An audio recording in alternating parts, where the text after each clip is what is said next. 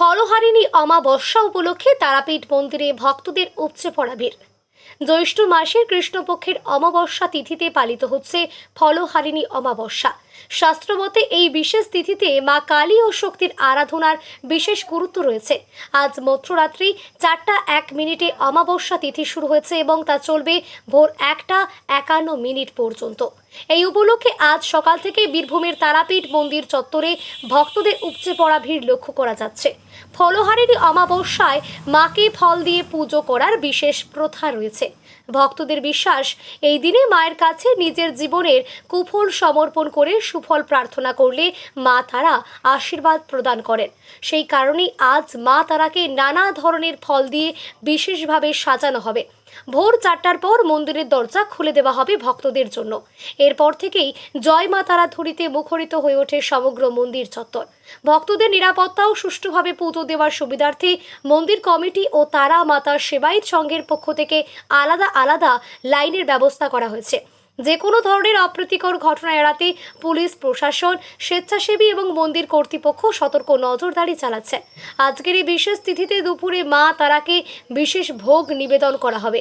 অন্যান্য দিনের মতোই ভাত, ডাল, সবজি, পোলাও, 5 রকমের ভাজা, 5 রকম মিষ্টি, পায়েস ও শোল মাছ পোড়া নিবেদন করা হবে। পাশাপাশি বড়ির পাঁঠার মাংস মা তারার উদ্দেশ্যে উৎসর্গ করা হবে বলে মন্দির সূত্রে জানা গিয়েছে। আজকে ফলহারিণী অমাবস্যা।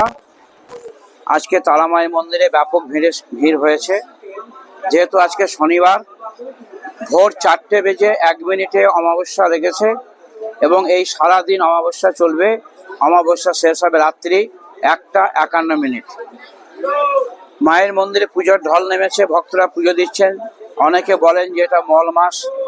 সত্যি জ্যৈষ্ঠ মাস মল মাস, কিন্তু মায়ের মন্দিরে কোনো মল মাস বা অশুভ বলে কিছু নেই।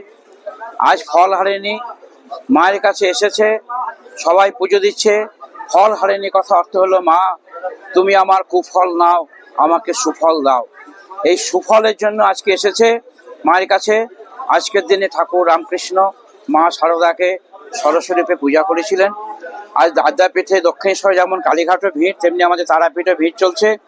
ভোর 4টের সময় ভক্তদের জন্য মন্দির খুলে দেওয়া হয়েছে। প্রত্যেকে পুজো অঞ্জলি স্পর্শ করছে এবং পৃথক পৃথক লাইনের ব্যবস্থা করা হয়েছে। দুপুর বেলায় যেমন মায়ের ভোগ হয়, সেরকম অন্নভোগ 12টার সময় বন্ধ হবে। ভোগের আজকে বিশেষত্ব হলো, আজকে যেহেতু অমাবস্যা, অনেক বলিদান হয়েছে। সে বলিদানে মাংস, 5 রকমের ভাজা, ডাল, চাটনি, পায়েস, পোলাও, মিষ্টি দিয়ে মায়ের অন্নভোগ নিবেদন হবে।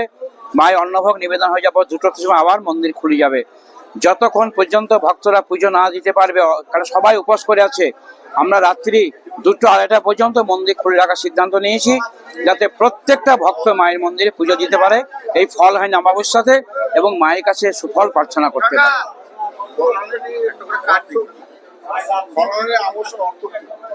ফলহারিণী, এখানে ফলহারিণী কথা অর্থ হলো যিনি কুফল হরণ করে সুফল দেন, একই বলা হয় ফলহারিণী। মা তুমি আমার কুফল নাও, আমি যা ভুল ত্রুটি করেছি তুমি এগুলো নিয়ে তুমি আমাকে সুফল দাও।